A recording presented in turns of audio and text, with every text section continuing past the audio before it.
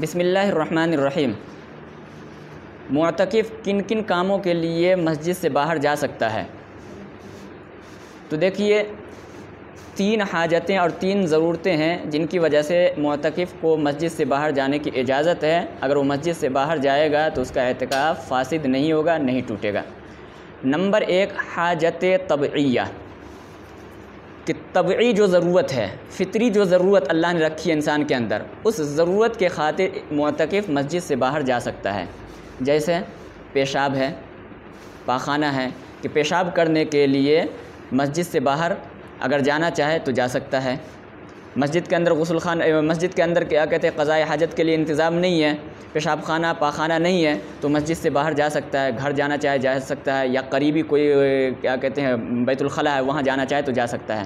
تو پیشاب کے لیے، پاخانے کے لیے، اسی طرح سے اعتکاف کی حالت میں آدمی کو غسل کی ضرورت پڑ گئی، احتلام ہو گیا، ناپاک ہو گیا، تو اس کو کہتے ہیں غسل جنابت۔ غسل جنابت کے لیے بھی مسجد سے باہر جانا چاہے تو جا سکتا ہے، اس کی وجہ سے اعتکاف نہیں ٹوٹے گا۔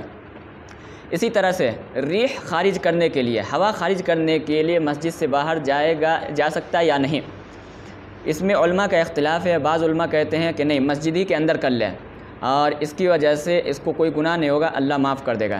لیکن بہت سارے علماء کی رائے یہ کہ نہیں، ریح خارج کرنے کے لیے بھی معتکف کو چاہیے کہ باہر چلا جائے، اور باہر جا کر کے پھر ریح خارج کر کے اندر آ جائے۔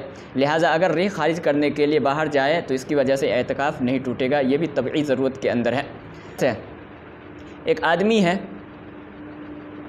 جس کو بیڑی سگریٹ پینے کی عادت ہے، اور اگر وہ بیڑی نہیں پیے گا تو اس کی حالت خراب ہو سکتی ہے، ایسی عادت لگی ہوئی ہے اس کو، تو پھر بیڑی پینے کے لیے مسجد سے باہر جا سکتا ہے۔ مسجد کے اندر تو نہیں پیے گا، مسجد سے باہر جا سکتا ہے۔ ہاں، اگر ایسی عادت نہیں ہے، بیڑی کے بغیر بھی اس کا کام چل سکتا ہے، تو پھر بغیر ضرورت کے باہر نہ جائے۔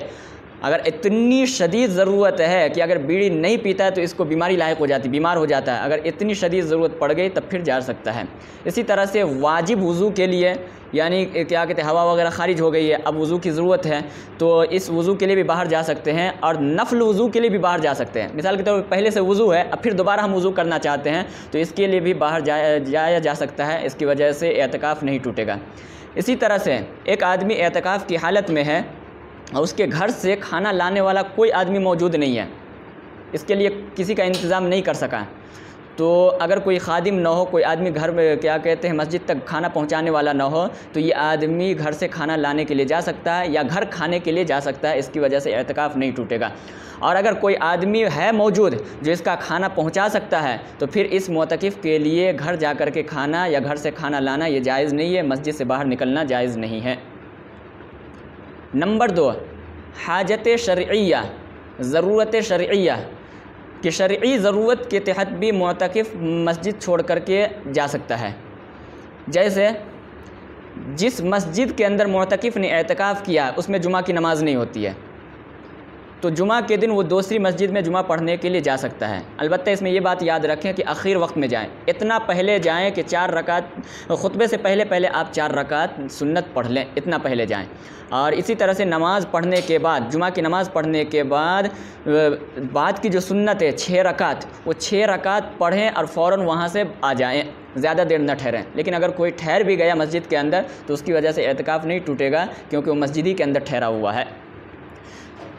اسی طرح سے ایک آدمی ہے جو معتکف ہے، اب اس کو اذان دینے کے لیے مسجد کے باہر جانا پڑے تو مسجد سے باہر وہ جا سکتا ہے اذان دینے کے لیے، کیونکہ یہ بھی شرعی ضرورت ہے، اس کی وجہ سے اس کا اعتکاف نہیں ٹوٹے گا۔